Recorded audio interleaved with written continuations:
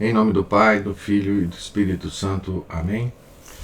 Ave Maria, cheia de graça, o Senhor é convosco. Bendita sois vós entre as mulheres, e bendito é o fruto do vosso ventre, Jesus. Santa Maria, Mãe de Deus, rogai por nós, pecadores, agora e na hora de nossa morte. Amém. São Felipe Neri, rogai por nós. São Pedro e São Paulo, rogai por nós. Nossa Senhora de Fátima, rogai por nós. Em nome do Pai, do Filho e do Espírito Santo. Amém. Bom dia a todos. Nós estamos aqui na página 117 do livro A Fé perante a Ciência Moderna, de Monsignor de Ségur. Capítulo 24. Como a certeza da fé é absoluta, racional e profundamente científica. Acontece o mesmo com a certeza da fé como com qualquer outra certeza. É racional e, por conseguinte, razoável.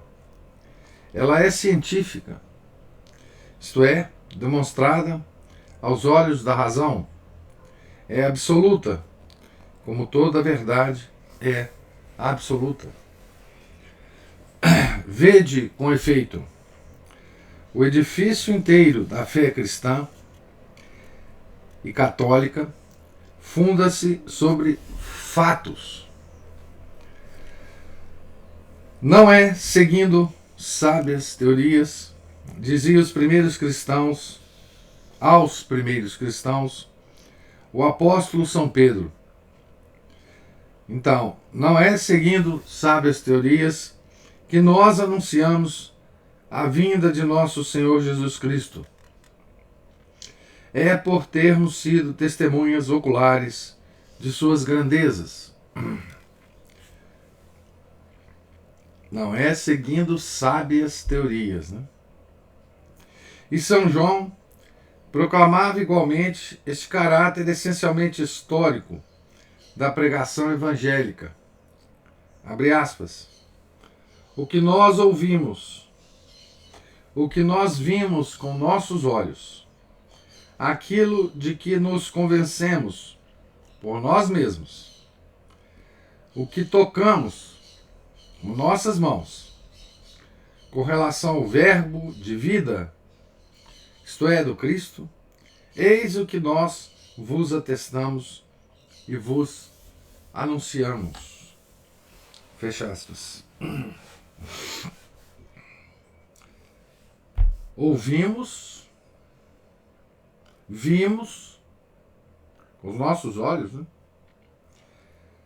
Tocamos com nossas mãos, eis o que nós vos atestamos e vos anunciamos. Né? Visão, audição e tato, né? Os três sentidos físicos do corpo, né? E como se não fosse bastante formal, o apóstolo repete, abre aspas, sim, o que temos visto, o que temos ouvido, é o que vos pregamos, a fim de que nisso tenhais parte conosco. Fecha aspas. Então, aqui, o Monsignor de Ségur, ele está afirmando, né, com todas as letras, né, com toda a sua força, que a nossa fé, a fé católica, é profundamente científica, não é? De acordo com a ciência verdadeira. Não é segundo sábias teorias. E hoje nós estamos cheios dessas sábias teorias. Né? Os apóstolos, primeiros pregadores da fé, foram testemunhas e nada mais. O cristianismo repousa, pois, sobre os fatos do Cristo no Evangelho e depois sobre os fatos dos apóstolos. Ora, nada mais simples e ao mesmo tempo mais racional, mais científico e mais absoluto do que a certeza de um fato. É a certeza histórica de que acabamos de falar. A certeza dos fatos evangélicos é de tal forma luminosa, e esses fatos são rodeados de tais garantias de certeza, que quem pretende combatê-los é necessário que se afaste imediatamente de todas as regras conhecidas da lógica, da boa razão e do bom senso. Os que negam são obrigados a apresentar regras de crítica tão evidentemente absurdas, ou de se refugiar em suposições tão evidentemente impossíveis, que a refutação de suas impiedades é mais depressa objeto do ridículo do que da crítica séria. Aqui é curioso porque o Monsenhor de Segui já vivia, né, numa época em que a teoria crítica da história, o historicismo, né, já tinha invadido de certa forma, a teologia católica, né, através dos protestantes, tá certo? Lembra, né? Nessa época, se vocês lembrarem, a Cristina tá aí, ó. Perdeu a senha, tá avisando assim. Sou eu, Cristina, perdi a senha. Não sei que senha, mas enfim, tá ela aí. Então, aqui já existia, né, aquela coisa que surgiu mais ou menos no século XVII, desculpe, XVIII, daquele historicismo, né, daquela coisa de analisar documentos, não é? A forma de falar, etc., para duvidar de tudo o que aconteceu na narração do Evangelho e dos Atos dos Apóstolos, né? Daí surgiu esses delírios, né, do modernismo, né? E curiosamente, esses delírios do modernismo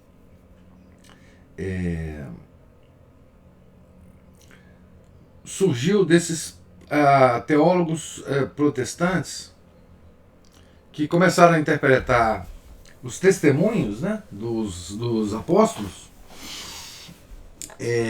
como uma linguagem simbólica, né? Por exemplo, isso também é um fato de uma heresia muito antiga, né? Que na verdade uma das primeiras heresias que surgiu foi essa, chamada docetismo, né? Que na verdade o Nosso Senhor não era de fato homem e Deus, mas era apenas Deus, né, que se materializou, né, como homem, e aí Jesus Cristo fica como uma espécie de ator de teatro, né, que tudo que aconteceu com ele, como ele era Deus, ele não podia sofrer, né? Então a paixão de Nosso Senhor foi uma encenação, né? Porque, claro, Deus não pode sofrer na cruz, etc., né? Então, todas essas maluquices, né, a respeito da ressurreição, né, os modernistas acreditam que a ressurreição é uma forma metafórica de falar, né? Que a ressurreição, na verdade, ocorreu em cada um de nós, né? Não houve a ressurreição material, né, do corpo de Nosso Senhor, etc, etc. Então essas maluquices todas que a gente discute em outros lugares aqui, em outras palestras na associação, né, Então isso tudo começou a surgir, né? Mas se vocês atentarem para o que o Monsenhor de Segui fala aqui, né? O Evangelho é um testemunho, né, dos sentidos físicos, um testemunho dos apóstolos sobre o que ocorreu num determinado momento, né, histórico, né, com nosso Senhor Jesus Cristo. Né? Eles dão o seu testemunho. Né? Eles viram com os olhos, ouviram com os ouvidos e tocaram. Né? Tocaram. Né? Sentiram no tato, né? O que eles falam. Né? Os esforços da incredulidade contemporânea contra a veracidade dos fatos e dos milagres do Evangelho são a prova mais frisante em favor destes fatos e milagres do Evangelho. Né? Aqui ele cita, né, Strauss. Strauss foi um teólogo protestante. Salvador, Renan, o ímpio do século XIX. Né? Não são, certamente, uns ignorantes. Sabem muito e trabalharam longos anos. Suaram sangue e água para acabarem seus famosos livros. E estes livros, o que são? Um amontoado de alegações sem provas, negações impudentes, incríveis puerilidades. A má-fé descobre-se ali, sempre escoltada pela blasfêmia. As contradições abundam e ainda mais combatem-se vitoriosamente umas outras, assim como demonstrou espirituosamente o padre Lacordaire em 3 conferências que recomendamos ao leitor. Aqui tem uma nota dizendo: vejam-se igualmente diversos capítulos de uma lógica maravilhosa, consagrados a esse importante assunto por M. Nicolas, em seu livro Da Divindade de Jesus Cristo. Então, esses teólogos que ele cita aqui, esses ímpios que ele cita, né, são todos referências constantes, não só dos liberais católicos do século XIX e modernistas do século XIX, como também dos modernistas do século XX, né, e dos propositores das mudanças da Igreja que nós estamos vivendo já há 60 anos, né, após o Concílio Vaticano II. Os feitos de Sócrates e de César, de que ninguém duvida, estão menos provados do que os de Jesus Cristo. Isso aqui, essa frase toda entre aspas, né? Seria um absurdo querer duvidar dos fatos, ou pelo menos dos fatos principais da vida de César e de Sócrates. Seria absurdo querer duvidar desses grandes fatos evangélicos que tiveram por testemunha um povo inteiro, composto ainda mais de inimigos do que de amigos. Fatos cujas testemunhas se deixaram matar para provar a toda a terra a verdade do seu testemunho, e sobre os quais repousa, em definitivo, a nossa fé, fundada na divindade de Jesus. É impossível que um homem sensato, estudando com imparcialidade a ressurreição de Lázaro, por exemplo, ou também a multiplicação dos pães no deserto, ou a cura do cego de nascença, não fique convencido da realidade histórica destes fatos. Eu desafio a qualquer um, por pouca consciência que tenha, de estudar impunemente o grande fato da ressurreição de Cristo e o fato não menos divino de sua ascensão visível ao céu, na presença de mais de 500 testemunhas. é curioso, né, como é que esses fatos, né, porque esses fatos do Evangelho, de certa forma, eles se multiplicaram depois, né? Por exemplo, casos de ressurreição, né, a gente vê na narrativa de vida de santos, né? São Francisco Xavier ressuscitou não sei quantas pessoas em vida.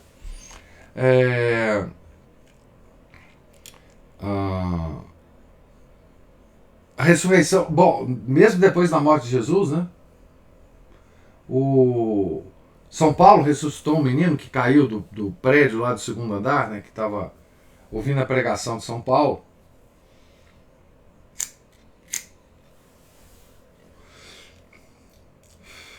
Então, assim, mesmo os milagres de Nosso Senhor, de alguma forma, eles se multiplicaram através de seus santos, né? De suas almas privilegiadas, né? Escolhidas, né?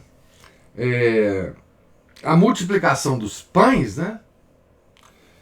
Aconteceu muitas vezes com os santos, né? Nós lemos aqui, eu não sei em que época, a vida de São João Bosco, né? São João Bosco como que multiplicou os pães, né?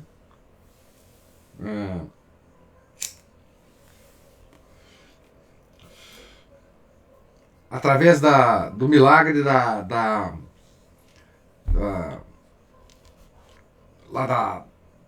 aquele caso que não tinha mais comida no oratório dele e só tinha um pouquinho de trigo lá para fazer o pão, etc, etc. Ele falou, não, vamos rezar aqui, etc.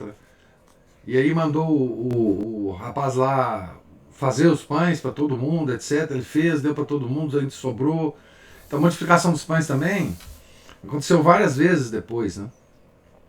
Então, esses nossos inimigos, eles não percebem, né, que os milagres do nosso Senhor Jesus Cristo eles se multiplicaram no mundo, né? Se multiplicaram no mundo.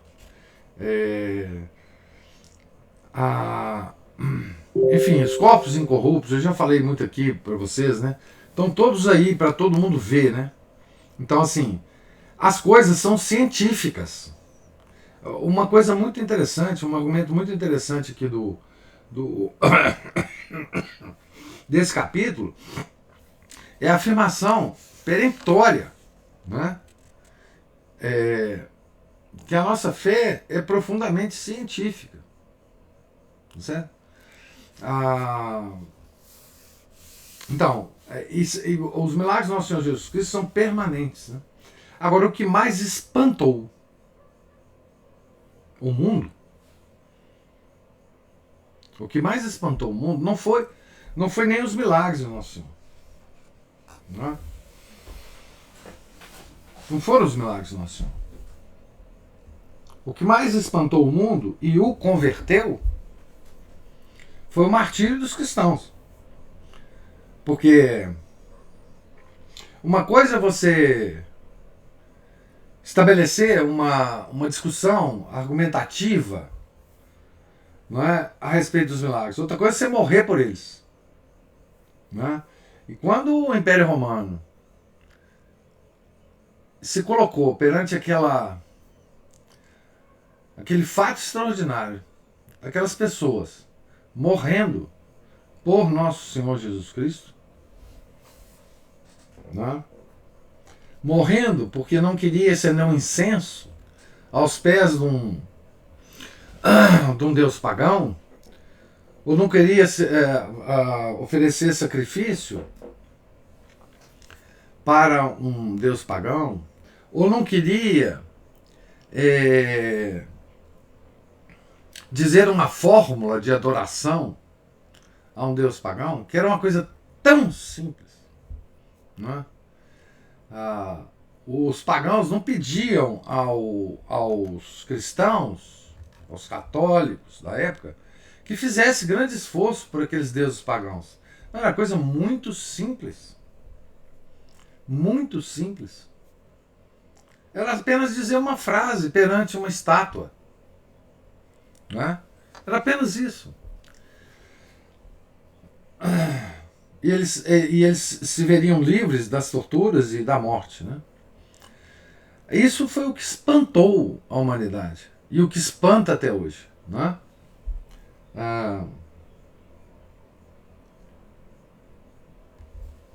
Nós, os cristãos, né, não fazemos nenhuma concessão, ou não devemos fazer nenhuma concessão, né, aos pagãos, em termos da idolatria que eles têm aos seus deuses. Né. Isso espantou muito mais o mundo, curiosamente, né, do que os milagres de nosso Senhor Jesus Cristo. Né.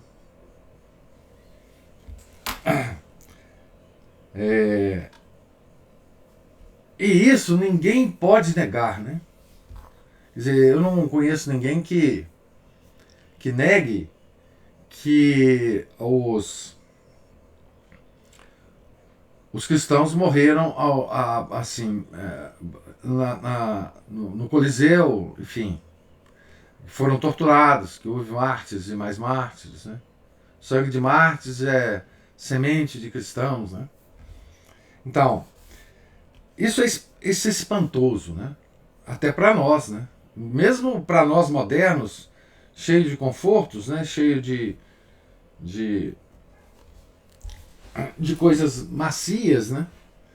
É uma coisa espantosa, né? E em relação aos milagres, né? Tem um argumento moderno muito interessante, né? Que parece até científico, né? Que é o argumento da... Como é que é a expressão?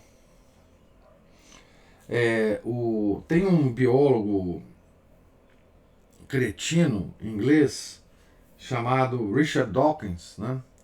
Que uma vez escreveu sobre a Fátima, né, o milagre do sol, e dizendo que aquilo ali era uma histeria coletiva. Né?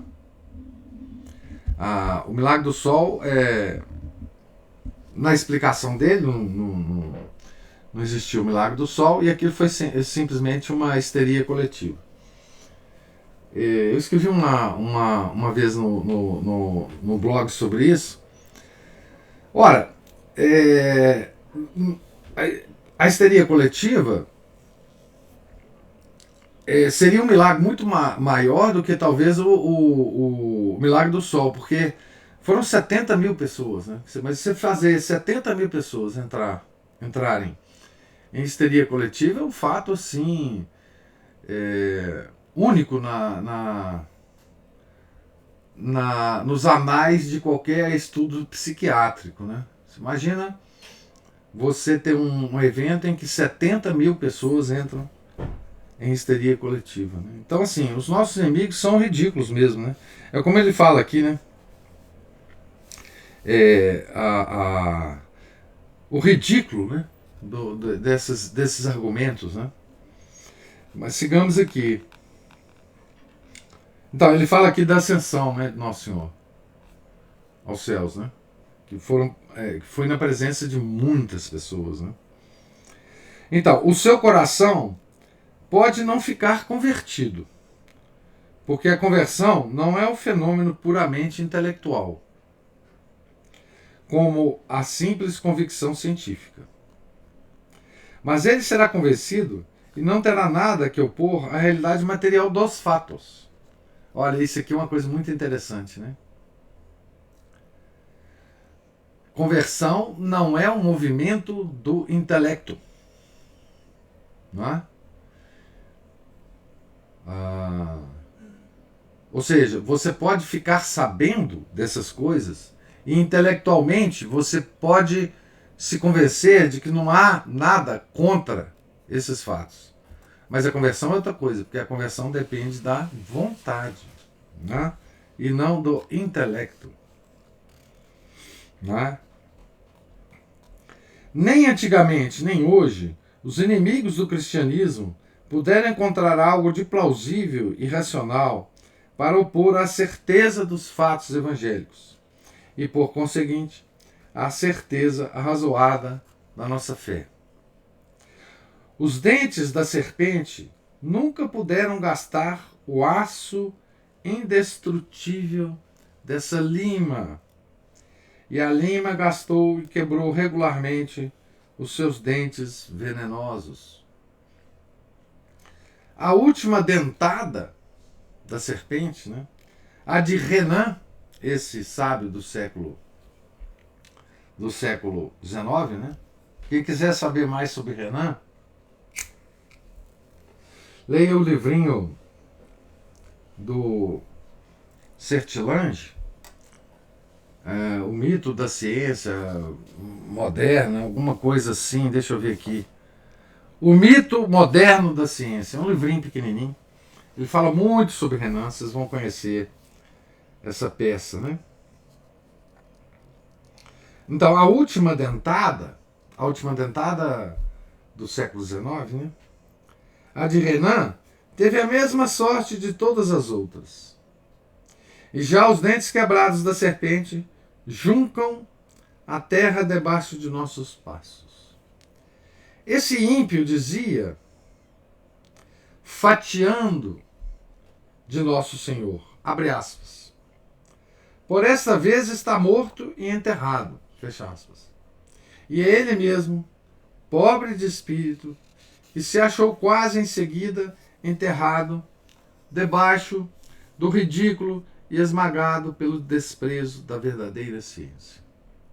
Mas a certeza da fé não se baseia unicamente na certeza histórica. Então ele falou da certeza histórica até aqui, né? Repousa, além disso, sobre a certeza moral e sobre a certeza da consciência. São essas a que nos fazem sentir a divindade e a santidade do Evangelho. Então, certeza moral e certeza da nossa própria consciência, né? Elas dão-nos a evidência do coração, ao mesmo tempo que a outra nos dá a evidência do espírito. Elas fazem-nos sentir o que a outra nos faz conhecer. Eu dizia há pouco que se podia estar convencido sem crer. Então, um intelectual honesto, ao examinar os documentos, se certifica de que aqueles fatos realmente ocorreram. Não é a certeza histórica. Então, eu me convenci de que isso de fato aconteceu, né? Me convenci, mas não creio. Não me converti, né? Nada mais verdadeiro. A fé é, com efeito, antes de tudo, uma graça de Deus. Mas quando se é justo e sincero perante Deus, quando se tem o coração puro e quando se ama generosamente a verdade, Deus nunca recusa o dom da graça, de sua graça. E a luz sobrenatural da fé vem juntar-se à convicção natural que o Espírito adquiriu por um estudo consciencioso.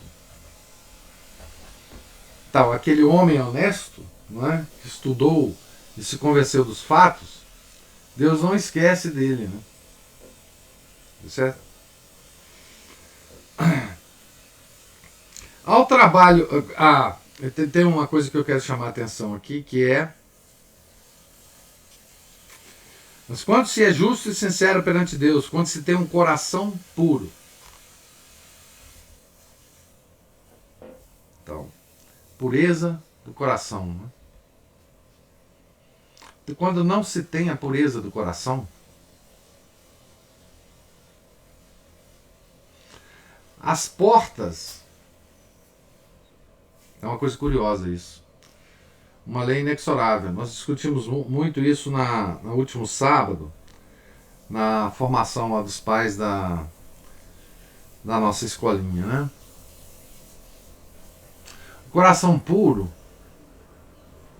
é uma pré-condição para o que o intelecto acesse as verdades mais sublimes. O intelecto que eu estou dizendo. Não é? O coração impuro, ele torna o intelecto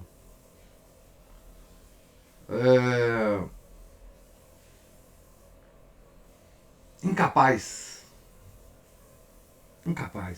Não é? O intelecto, o intelecto dos nós, seres humanos, né? Ele é sempre iluminado pelo Espírito Santo, né? Todo o nosso entendimento, né? Toda a capacidade nossa de entender vem pelo graça do Espírito Santo, né? E se a gente não tem um coração puro, nós começamos a nos afastar do Espírito Santo. E o nosso intelecto começa a perder a sua capacidade, né? Então, coração puro é uma coisa fundamental para o conhecimento verdadeiro. Então, coração puro a gente mantém com o atributo da alma da vontade. Então a vontade contribui imensamente para que o nosso intelecto funcione de maneira correta, né? Segundo a vontade de Deus. Quando o nosso coração fica impuro, o nosso intelecto perde a capacidade de entendimento, né? Ao trabalho do homem vem juntar-se o de Jesus Cristo. A luz natural une-se à luz sobrenatural. E a razão, iluminada por Deus, vê-se coroada e deificada pela fé. É um erro profundo e desgraçadamente muito espalhado julgar que a fé e a ciência não podem concordar entre si. Nada mais falso. A fé é luz sobrenatural que combina maravilhosamente com a ciência natural. É o telescópio que vem auxiliar o olho nu. A luz da fé fica inteiramente distinta da luz da ciência, ainda que seja intimamente ligada com ela. E o fruto dessa união é o cristão, o sábio cristão. Nada tão racional como o sábio cristão. Nada tão razoável como a sua fé. Nada tão sublime como a teologia, que é o trabalho da razão sobre a luz divina da fé. Nada tão poderoso como a razão de um filósofo cristão. Nada mais lógico e esplêndido do que a ciência de um verdadeiro teólogo. Por outro lado, nada mais ilógico e, portanto, nada mais fraco e menos respeitável como a falsa ciência, que, enfeitando-se com o manto sagrado da verdade científica, caminha de contradição em contradição, de erro em erro, e não é menos contrária tanto à ciência como à fé. Notemos, concluindo, que a nossa razão, sendo uma e indivisível, como já ficou dito, deve, sob pena de se suicidar, a nossa razão, nosso intelecto, né? De se suicidar, admitir as verdades certas nas quais se baseia a certeza racional da fé, pelas mesmas razões porque ela admite as verdades matemáticas, ou as verdades do testemunho dos sentidos. Então, a fé, a razão, ela comete suicídio, né? Se ela não admitir, né, a certeza racional da fé, como ela admite, né, as verdades matemáticas ou as verdades do testemunho dos sentidos. Isto é bem evidente. quero chamar a atenção de vocês também a respeito do testemunho dos sentidos.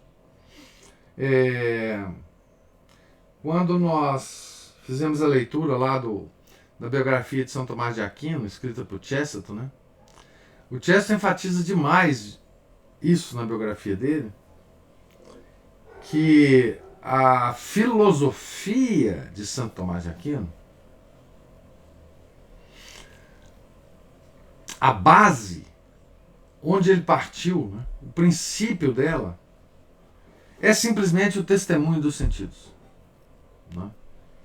Ele partiu das coisas mais simples, mais evidentes, para construir todo o edifício filosófico dele. Então, testemunho dos sentidos. Hoje nós fomos treinados pelo sistema educacional, pela mídia, por tudo que nos chega, a duvidar do testemunho dos sentidos. Né? E por isso o nosso intelecto é tão fraco. Né? Certo? Quem duvida do testemunho dos sentidos não pode chegar a ser agraciado pela fé. É simplesmente assim. Isso é uma coisa que era óbvia para os homens, digamos assim, de antigamente, e que se tornou uma barreira para nós hoje. Nós não confiamos no testemunho dos nossos sentidos. Aprendemos a isso. Aprendemos a duvidar dos nossos sentidos. Né? Acreditar nas nossas abstrações. Né? A não ter os olhos abertos para a realidade. Né? Olhos abertos para a realidade é o quê? É nossos 5 sentidos físicos abertos para a realidade. Né? Isto é bem evidente. E assim a nossa razão fica tão certa da verdade da fé como de todas as outras verdades. É também tão absolutamente certo que Cristo é Deus, que o Papa é o seu vigário, que a Eucaristia é o seu corpo, que há um inferno eterno e um paraíso também eterno, como é certo que 2 e 2 são 4, que Luís XIV existiu, que há uma cidade chamada Roma, etc.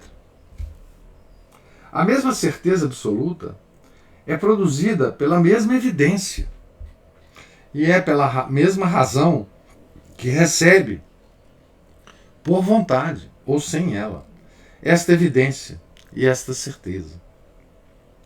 Para se repudiar esta consequência lógica, é necessário arriscar-se a cair no ceticismo absoluto, ou duvidar absolutamente de tudo, e meter a razão na algibeira, isto é, a tornar-se totalmente louco.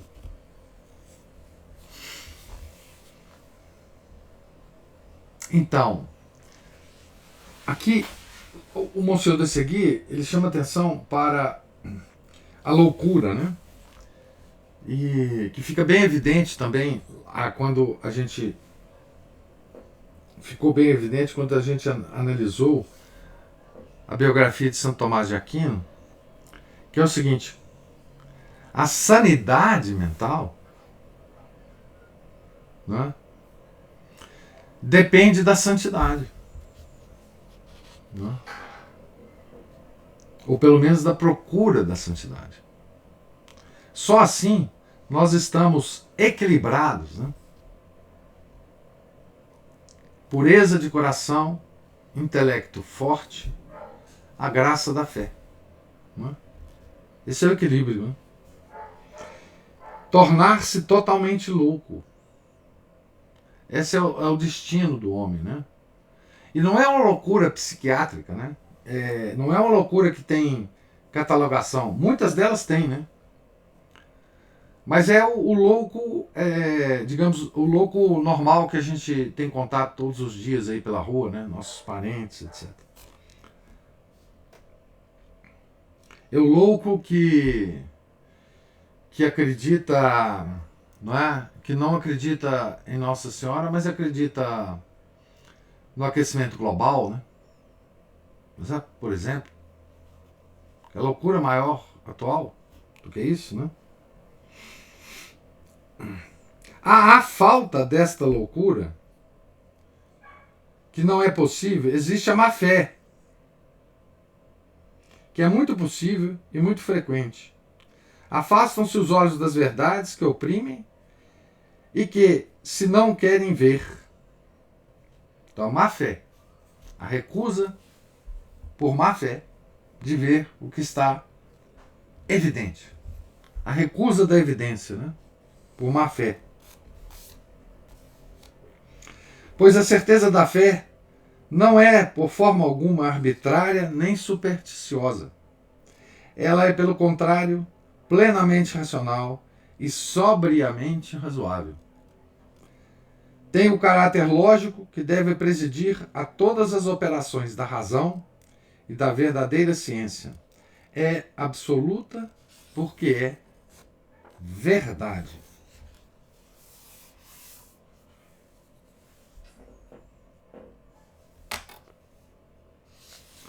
Então, eu vou parar por aqui, né? Porque nós temos na nossa frente o último capítulo do livro, que leremos e comentaremos amanhã, né? Estamos então agora na página 123, né? Capítulo 25, o último capítulo do livro, que abordaremos amanhã, né? E eu quero perguntar para vocês se tem alguma observação ou alguma pergunta a fazer sobre esta leitura de hoje.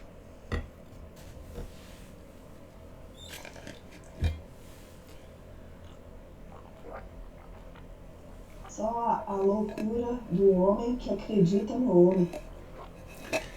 Pois é uma loucura não classificada, né? Psiquiatricamente. Porque enfim, essa ciência também ela se baseia em muita bobagem, né? Mas é uma coisa curiosa, né? Que se você se afasta, é aquela coisa do coração puro e do intelecto forte.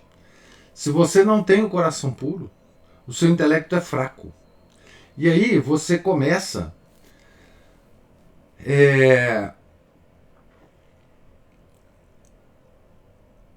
com o intelecto fraco, você começa a duvidar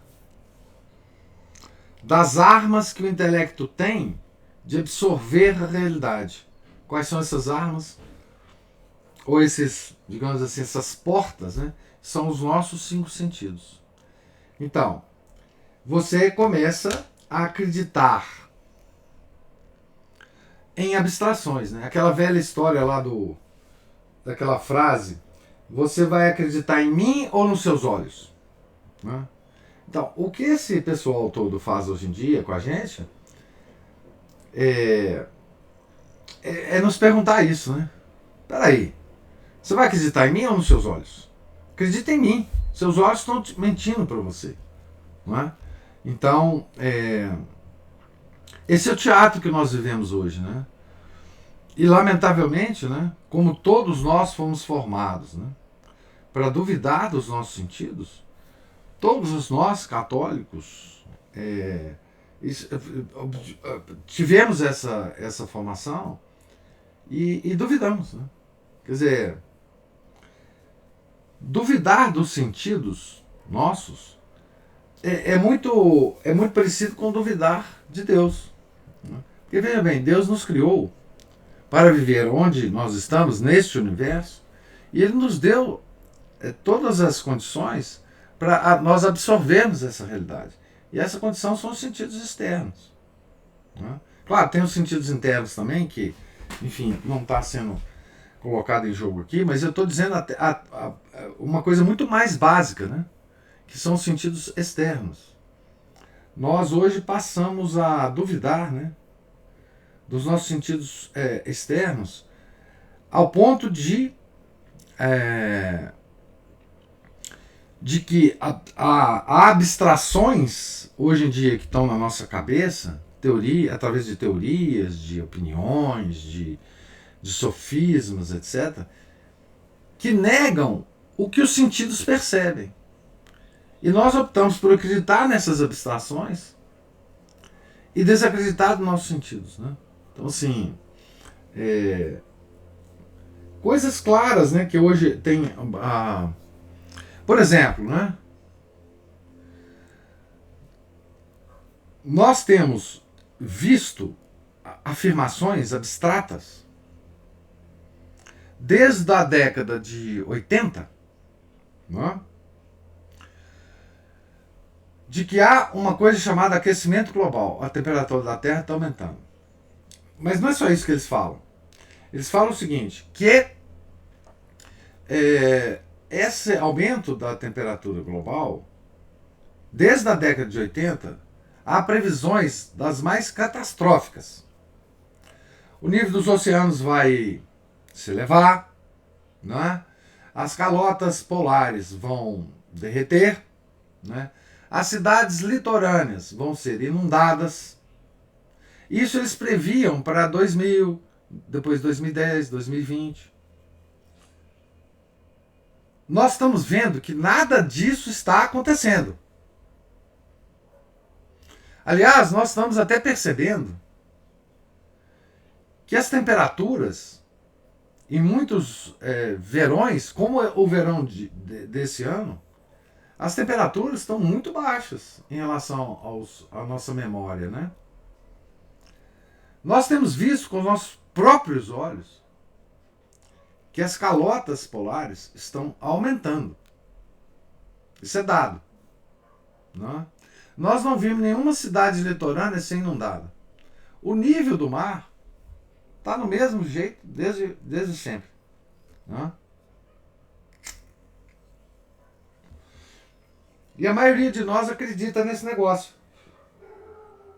Então, nós estamos negando aos nossos sentidos o testemunho deles. Para acreditar em quê? Numa abstração. Para não dizer uma mentira, né? Numa abstração. Então, isso acontece com várias outras coisas, né? Com várias outras prescrições da ciência, né? Várias outras, enfim, várias outras previsões, várias outras... A medicina, inclusive, faz previsões catastróficas sempre, né? E escolhe alvos errados, né? Fala pra gente que certas coisas faz mal, depois de muitos anos você vê que a redução dessa coisa que nós aceitamos, né? Dessa coisa da alimentação, não mudou nada. Né? Enfim, nós temos exemplos e mais exemplos para dar de que nós estamos negando o testemunho dos nossos sentidos para acreditar em abstrações. Permanentemente, diariamente. Né? Então nós estamos negando, de certa forma, um instrumento que Deus nos deu para viver na nossa realidade. Né? De certa forma, nós estamos duvidando de Deus. Né? Quando a gente faz isso, nosso intelecto perde a capacidade. Porque isso é uma característica de um coração que não é puro. Não é puro. Então, é mais ou menos isso, né, que o Monsenhor de Segui está chamando a atenção da gente aqui. Né? Ele usa palavras específicas para isso. Né? Ele chama a nossa fé de científica.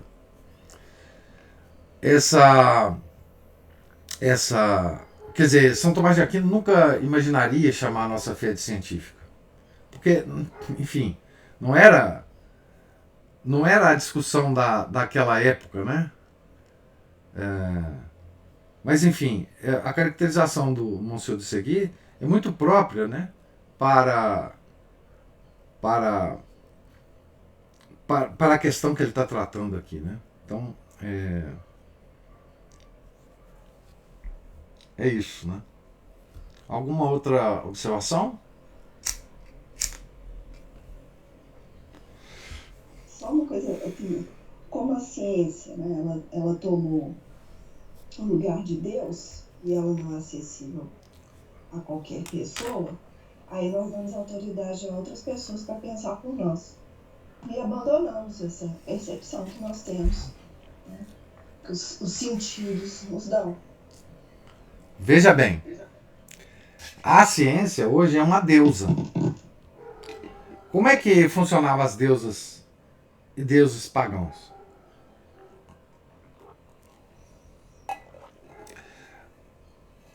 Os pagãos também não tinham acesso direto aos deuses. O que havia na época? Do mesmo jeitinho que há hoje. Haviam os sacerdotes da deusa, ou as sacerdotisas, que era digamos assim, a classe sacerdotal é a classe que nos liga a Deus. Aos deuses pagãos também tinha essa estrutura sacerdotal. Para a ciência, que é a nossa deusa hoje, também existe a estrutura sacerdotal. A estrutura sacerdotal da deusa ciência hoje são os cientistas. Eles falam em nome da deusa. Eles fazem prescrição da deusa. A estrutura é a mesma. Por isso que a ciência moderna hoje é uma deusa. Ela tem todas as características do culto a uma deusa pagã. Tá certo? Então, a classe sacerdotal atual da deusa ciência são os cientistas, ou quem fala em nome deles, né? Porque hoje cientista é uma palavra pouco descritiva, né? Porque todo mundo fala sobre ciência, né? Mesmo que não tenha nenhuma formação. Mas então, a classe sacerdotal, a ciência hoje não dá acesso a nós, leigos, né? Que não sabemos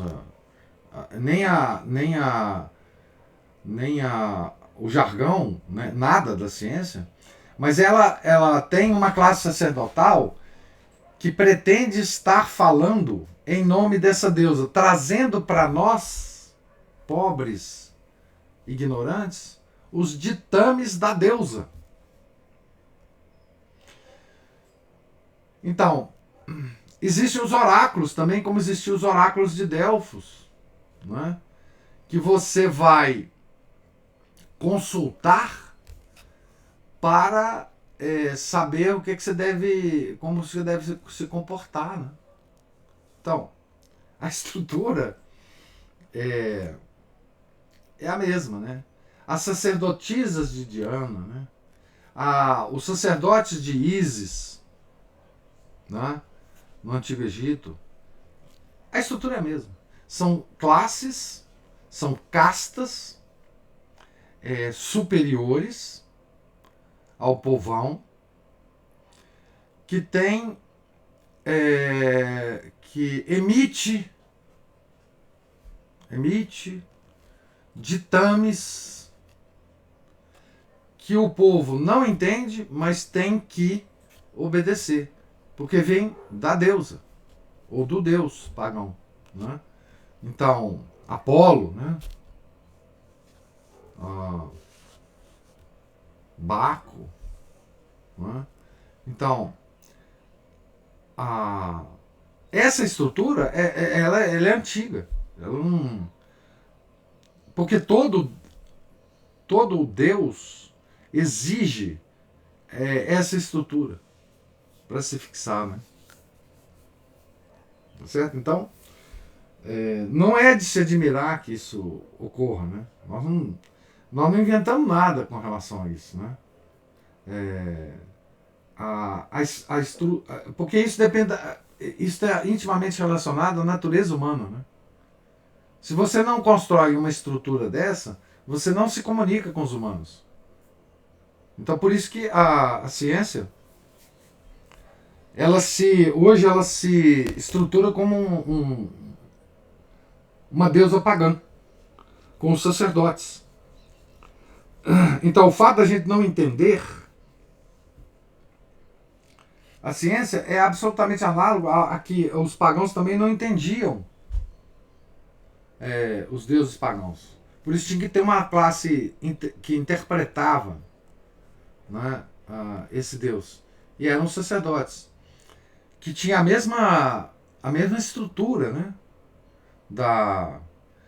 Era muito difícil ser sacerdote. Você tinha que ter uma formação longa para ser sacerdote. Você, à medida que fosse aceito nessa casta, você tinha privilégios, né? Você tinha poder, né? Poder inclusive político. Então veja, a estrutura é a mesma, né? A estrutura de casta é a mesma, né? Você comandava, digamos assim, os horizontes mentais dos fiéis, né? Então, quando a gente fala que parece que a gente está exagerando, né? Quando a gente fala que a ciência é uma deusa pagã moderna.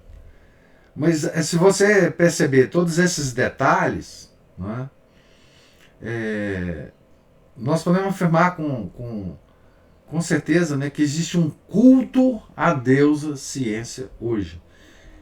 Como eu disse, um culto com todas as características do culto pagão, inclusive com sacrifícios humanos. E hoje, com sacrifícios humanos que nunca foram imaginados pelos deuses pagãos, né? Pelo culto aos deuses pagãos. Então, nós prestamos adoração ao deus pagão como os antigos prestavam, com sacrifícios humanos, né? Os deuses pagãos, eles sempre exigem a mesma coisa da humanidade, né? Porque lembremos mais uma vez aqui, né, a frase de São Paulo, né? Os deuses pagãos são demônios, né? Então,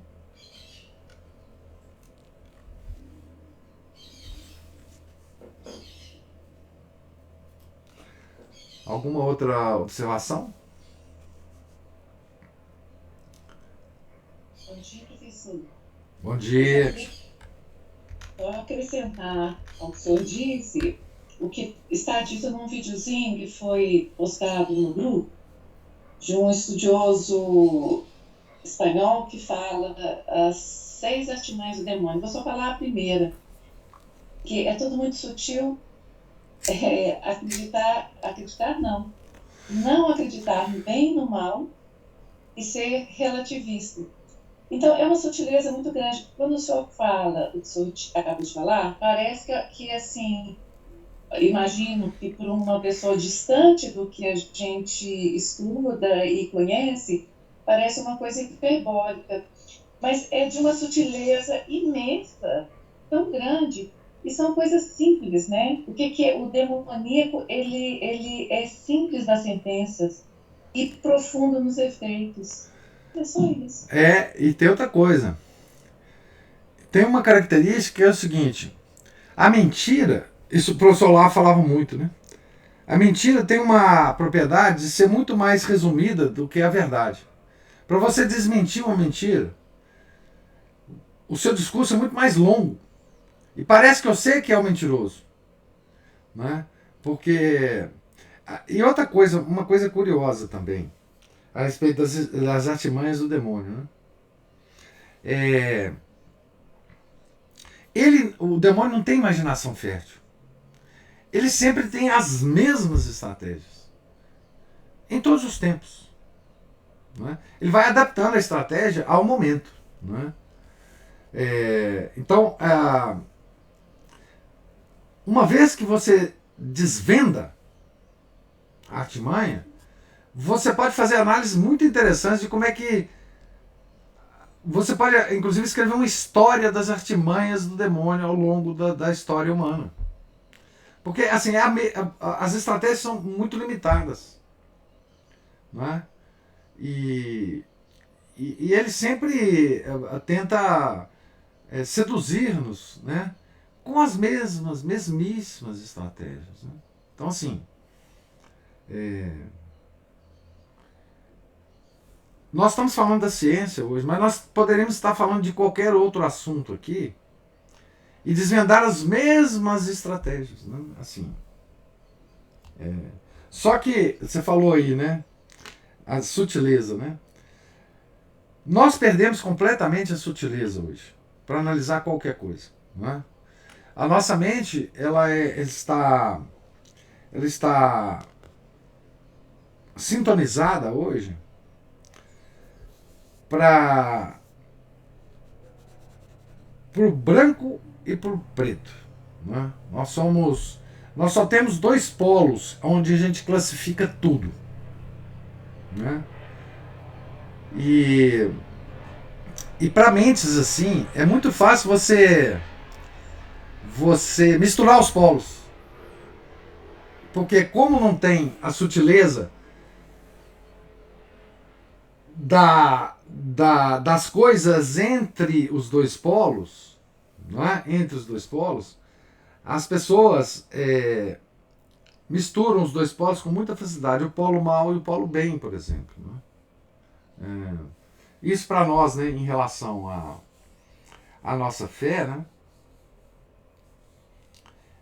Por exemplo, a gente tem muito pouca noção, né, da hierarquia dos bens e dos males. Quem perde a sutileza do raciocínio católico em relação à hierarquia dos bens e dos males, Santo Agostinho batia nessa tecla muito, né, só fica com o bem e com o mal.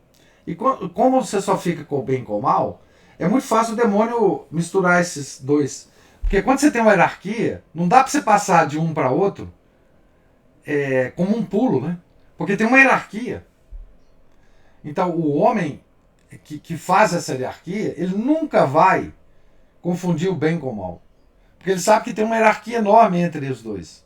Agora, para o homem moderno, que entre o bem e o mal não tem nada, não tem hierarquia nenhuma, o pulo é fácil, né? A gente vê isso nas nossas próprias confissões, né?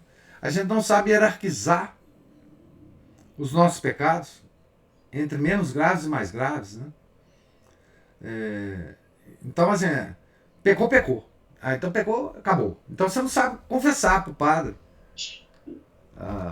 Nós não sabemos mais nada, né, professor? O senso comum está muito invertido. Nós não conseguimos educar corretamente os filhos.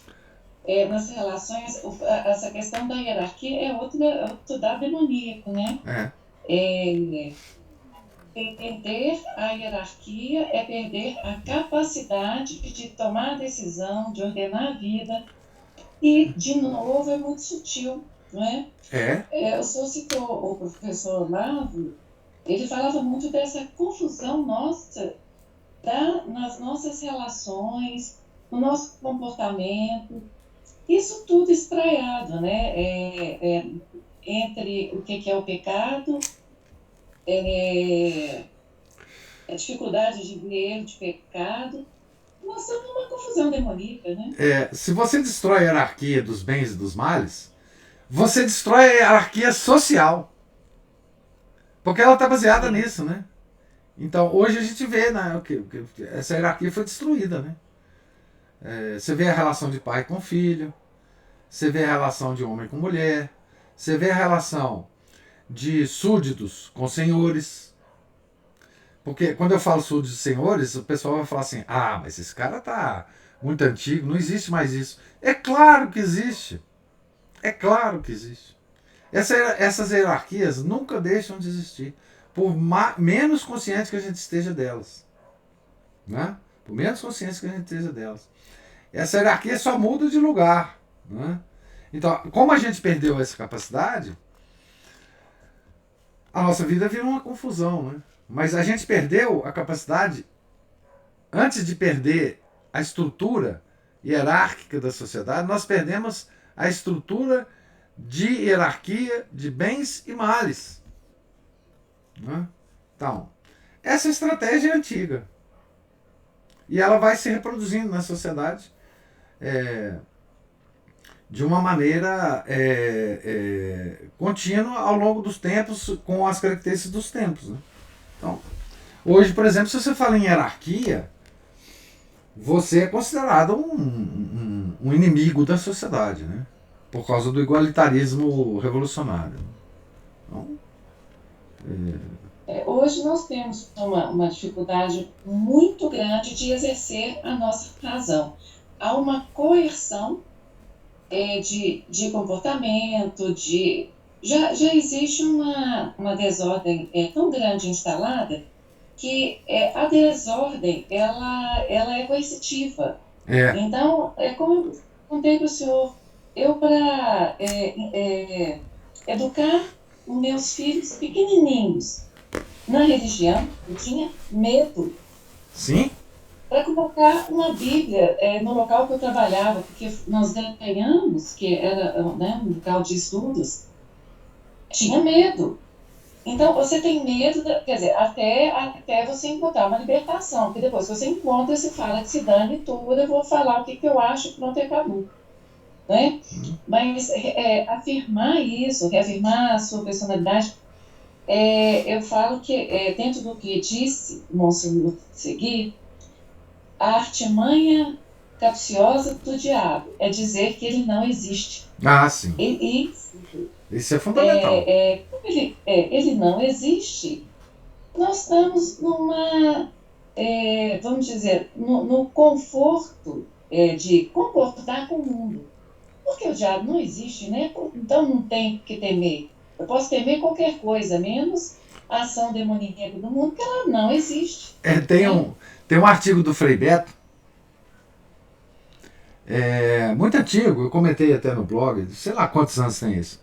Ele fala o seguinte: eu tenho medo de germe, eu tenho medo de não sei o quê, mas eu não tenho medo do inferno, eu não tenho medo do diabo. O homem tem medo de... Na época era germe, né? Agora tem outro nome, né? Que nós temos medo. Então, os nossos medos, eles mudaram de foco, né? Como estratégia também, é claro, né? Agora, eu estou me lembrando aqui, enquanto você estava falando, Cristina, de um conto do Machado de Assis, que envolve muita coisa do que você falou e do que eu falei aqui.